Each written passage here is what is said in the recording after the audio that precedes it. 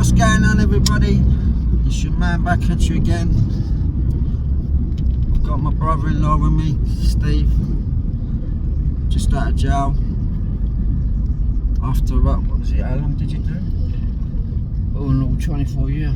24 years. That was a life sentence, isn't it? Yeah. Life sentence for armed robbery. Yeah. So he's not too keen on talking. So I mean, not talking, but putting his face up there because, you know. I like my privacy. Oh yeah, he likes his privacy. The liar. Anyway,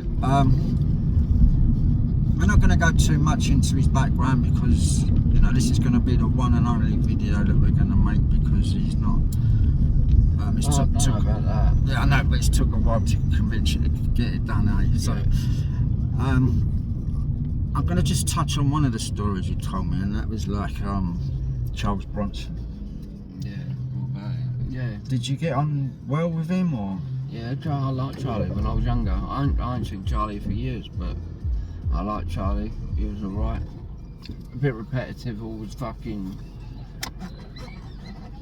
They'll tell you something and then they come up to you again and tell you, and he just told you, and then they do it again. Is that? But I used to, yeah. Is that Charlie? That was like, it was like mental health problems, so innit? Yeah, so, he did, yeah. So he did, but it wasn't like highlighted. Do you know what I mean? At that time. Was you on that prison when that was all on the roof? No, I didn't go there till after they had the riot. Okay, so I know Alan Lord and all that. I was in Kingston with him. Who?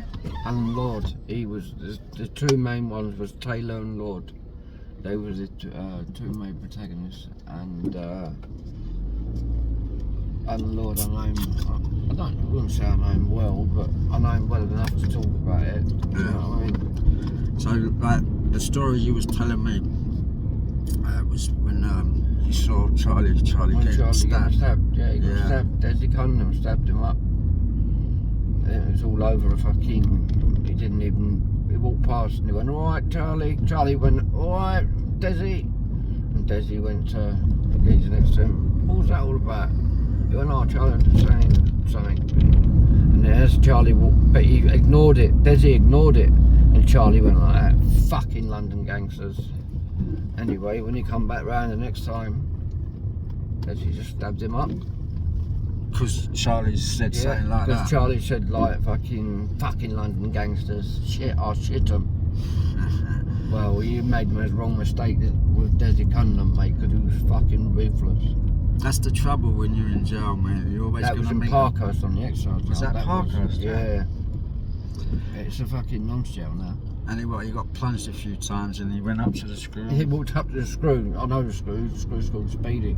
Walked up to Speedy, and Speedy was on the gate. He went, "Speedy," he said, "Can I go to hospital?" He went, "What are you on about?" So I think I might need to go to hospital. He went, "Why do you need to go to hospital?" He lifted up his shirt. He went, "That's why." But he went, "Oh, for fuck's sake!" Emergency, code blue. And that was the end of that. Charlie went, got himself stitched up and all that, and just come back as if nothing had happened. And they was like walking about on the same fucking. Do you know what I mean? It was nuts. Was that the only time you met him then? Who, Charlie? Nah, I've met Charlie a few times. I met Charlie in blocks, met him in fucking blocks. I met him in Belmarsh block, met him in fucking Milton Keynes. Because it's good to hear, like, from the source that has actually seen it, you know what I mean? Because you hear loads of different things about, like, books and, like, people. And most of the stuff you read is bollocks. Yeah. But, what other kind of faces did you know? I knew loads of people, mate. What was that one that was one of the Essex boys? You know one of them? Oh, Pat Tate, I know him. I knew Pat Tate quite well. I done both with him in The Man. I done both with him in Chelmsford. I know Pat well. Was he a good guy? Yeah. Nah, I like Pat. I got on well with him, but bully. He was a bit of a bully. He was a bully. He had that reputation. He was, but he come on stop a couple of times. He done it. I won't say his name, but my pal, he got a little bit lemon with him. and thought he could bully him, but he thought wrong and he done him round the head with a tin of tuna. Split his head, split Pat's head wide open. People, Oh, incoming. Go ahead. Sorry about that, guys. Rudely interrupted. Always when I'm doing something. It was away. Always the way, mate. So you met one of the crazies as well, didn't you? Nah, I ain't No? no crazy, nah. Okay. No, I haven't actually met none of them. But I've been close a couple of times, but nah. I know people who haven't met, but I can't say anything about them because I haven't met them. Yeah. So like, obviously you've done all that time in jail, and they call it ghosting, don't they? When they ship you out. Oh, what, ship you out? Ship Yeah, you out. fucking hell, I've had it loads of times. You just be in your cell and fucking next thing, just 4 screws turn up, say, right, you're going reception. You say you ain't going, you're going. That's it. One way or another, do you know what I mean? Sometimes you can pull it off, but very, very rare. Especially if they come first thing in the morning, you're going. No matter what anyone says or does. You just sometimes they won't even let you pack your kit or nothing. They just take your 4 screws, bang, cuff you up, cuff you at one of the screws, double cuffed, 2 sets of cuffs, and then you could be. I've been in Wandsworth where they broke my wrist. Really? Yeah. Long story short, I slammed the door on a screw's hand, and he fucking went for his whistle. That was in Wandsworth, mate, and I knew I had to get as close to the block as I could because they were gonna fucking hurt me. They had a big reputation. Yeah, mate, they did. They fucking battered me. Anyway, they ghosted me out because my family's come up saying we want to see him. We know, because I got a little message to her, a little old Irish priest that used to be there, and he rung me mum for me, and then she come up and fucking was at the gate saying want to see my son, blah blah blah. My missus was there as well, so prison shipped me out straight away that day, fucking straight from Wandsworth to Durham in a minibus. Durham? In a minibus with 7 screws. That's the thing, man. I bet you've travelled most of England, haven't you? And Scotland. And Scotland, for fuck's sake. I've been in sweatbox from Edinburgh to the Isle of Wight. Okay. So, like, I keep touching on the same thing, like faces, like, can you tell me any other faces that you know, like? Brown Bread Fred. Brown Bread Fred, who is he? Don't know who Brown Bread Fred is. No. Was he? Freddie Foreman, man. Oh, Freddie Foreman. Freddie Foreman, yeah. Okay. I was in, he was 2 doors away from me in Wano. What was he like? He was a gentleman. Yeah, He's a lovely, lovely fella. Yeah, he comes across like that. Yeah, but he's a fucking dangerous cunt. I bet. No, well, we all know that reputation that he's got. But everywhere he goes, he gets respect. Yeah, of course, mate. And not many people disrespect him, you know what I mean? Yeah, mate. Did you did you actually get close to him enough to have decent conversations? Yeah, of course I did. I used to walk around the yard with him. Okay. What year was that? That was like late 80s, early 90s. It's when he got brought back from Spain for tax evasion, all that. It ended up, they couldn't do him for fuck all else. He ended up doing him anyway. He got, I think it was an 8 or a 9. I think it was a 9 he got. And yeah, they brought him back from Spain. They kidnapped him and brought him back. The old Bill. And give him that. Yeah, it was a 7 or a 9. Can't remember. But anyway, yeah. He was a good geezer, mate. I liked him. Just have little chats with him and that.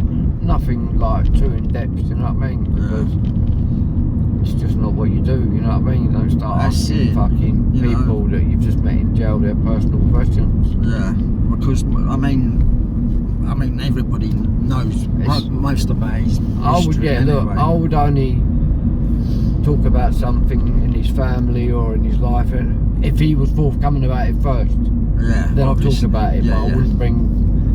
And that's another thing people have got to understand. Sorry about the shaking on the camera, guys. As you can see, I'm driving. It's on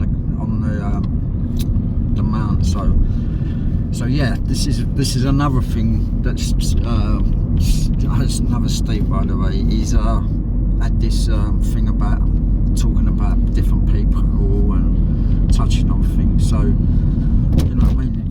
You can understand that. But it's been nice of him to actually take time to do something for me, because got people asking after you, and you know, it's just nice to get it done out of the way now, because you know, it's fucking, you know, I don't like. Might not get another chance. Oh, well, that's another matter, you know. You know, it's like after all that time and what have you, but you know, we don't need to talk about that. So, but it's, you know, it's going to be nice for some of your family members to actually see you on camera and hear your voice after so many years, because they're all up in Scotland. I mean, the only close person you got down there is me, isn't it? Yeah. So, you know, the only one that gives a fuck. Well, that's what you know, brothers are for, you know. As I said, I mean, I've got a bond with you that I've never had even with my own bloody brothers. So, same here. You know. Same here. Yeah, so, you know, I mean, I've got 4 other brothers. I mean, 2 sisters, and they're all in Scotland. Yeah, all up in Scotland, all your family, innit? But it's like, the sentence you got, because even I was confused over it, wasn't I? It's a liberty. I'll tell you what, I got a life sentence for armed robbery in 2001, I think, no, 2002, and I only got a 4.5 year tariff. What do you mean by the tariff? A tariff is like the length of time you have to do before you can go for parole. Right. You can't go for parole before that. But I didn't even go to parole till I'd been away 7 years. Do you know what I mean? Yeah. My first parole was after 7 years. And it's like, it's called a 2-strike law, where if you commit 3 violent offences, I'd already been done for GBH in 1990. I'd already been done for robbery, another robbery, which I got 3.5 years for. I got 5 for the GBH. And because of them 2 violent offences, when I went up for the armed robberies, that was 3 violent offences. Well, it was 4 actually, because I got done robbing the same bank twice in 4 days. I remember you telling me about that. Yeah, I robbed it and fucking I smoked it on crack, and I thought, fuck this, and I'm going back. And I went back, and poor girl she got 3 days off. 3 days off? She got 3 days off for a stress, because I robbed her. First morning back, mate, I robbed her again, poor girl. Fucking hell. She said, I couldn't believe it, I was only about 5 minutes and he fucking there again. Sorry about that. But it is what it is. And, you know what I mean? And another thing, you know, but that people don't realise is, like, you know, you go out with someone on a bit of work, yeah, and it's very, very rare that the person that's actually got away, yeah, actually takes care of you, like sending money in and that, and you know, I've had it myself. Listen, you know? I had 2 co-defendants, yeah. I had a different co-defendant for each robbery. And listen, after a year, I never seen either of them. Yeah. And the police didn't even get in contact with them. Do you know what I mean? Yeah, well, obviously, because I don't say nothing. That's it. That's the thing. That's the thing that I've touched on my other videos. You know, it's like if you're in the game, it's a no-no to even fucking consider that.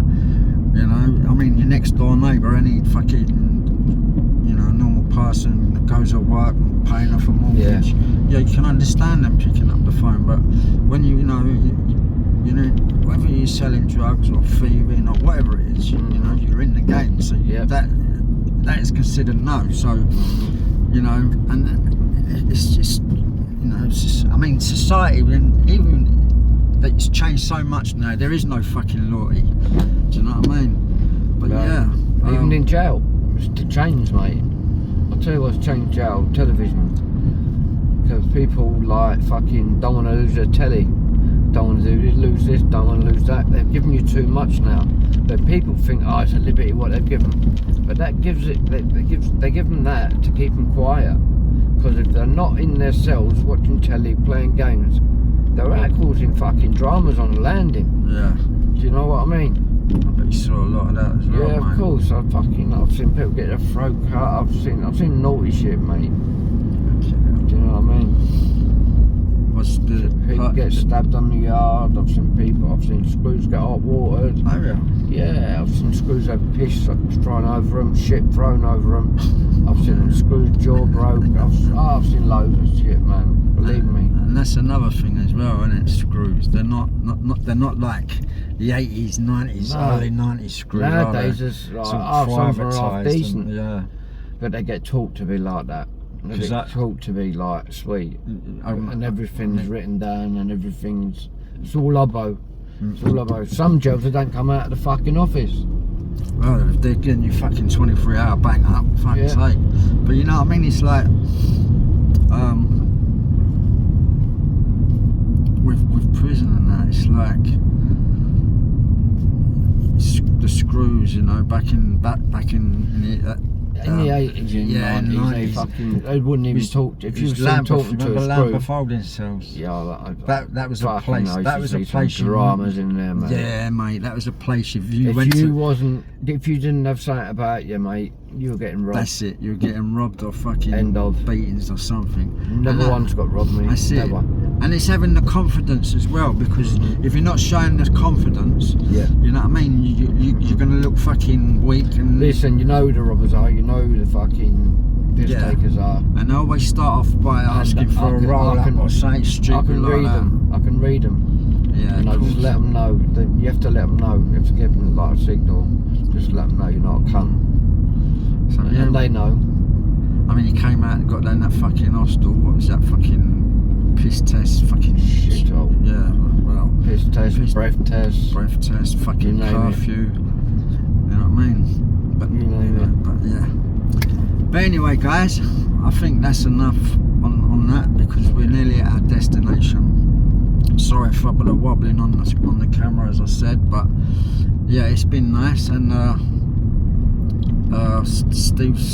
I appreciate Steve doing this for me, and I hope you all like it. And don't forget to get them subs in, please, and hit that notification bell. Yeah, that's it. Nice talking to you all. Yeah. Later. We'll do it again soon. You sure? Yeah. Yeah. Well, I'm not going to prompt you when you're ready, because I know you're not very well. Yeah. We ain't going to go into that, because it's no other people's business. But yeah. Anyway, this is Steve's Diary out. Have a blessed week, and we'll speak to you soon. See you later. Baked potato. See you later.